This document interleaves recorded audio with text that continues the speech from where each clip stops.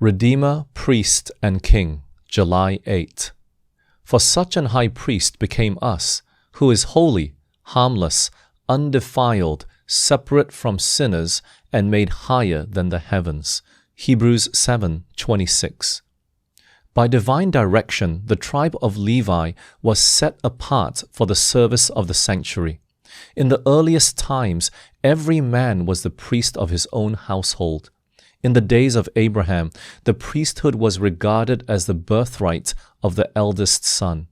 Now, instead of the firstborn of all Israel, the Lord accepted the tribe of Levi for the work of the sanctuary. The priesthood, however, was restricted to the family of Aaron. Aaron and his sons alone were permitted to minister before the Lord. The rest of the tribe were entrusted with the charge of the tabernacle. In accordance with their office, a special dress was appointed for the priests.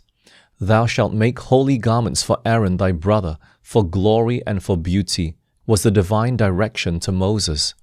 Everything connected with the apparel and deportment of the priests was to be such as to impress the beholder with a sense of the holiness of God, the sacredness of his worship, and the purity required of those who came into his presence.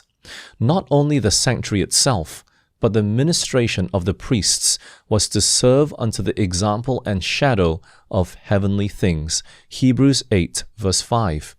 The people were taught each day by means of types and shadows the great truths relative to the advent of Christ as Redeemer, Priest, and King. And once each year, their minds were carried forward to the closing events of the great controversy between Christ and Satan, the final purification of the universe from sin and sinners. The sacrifices and offerings of the Mosaic ritual were ever pointing toward a better service, even a heavenly. The merits of his, Jesus' sacrifice, are sufficient to present to the Father in our behalf. We are to have free access to the atoning blood of Christ. This we must regard as the most precious privilege, the greatest blessing ever granted to sinful man.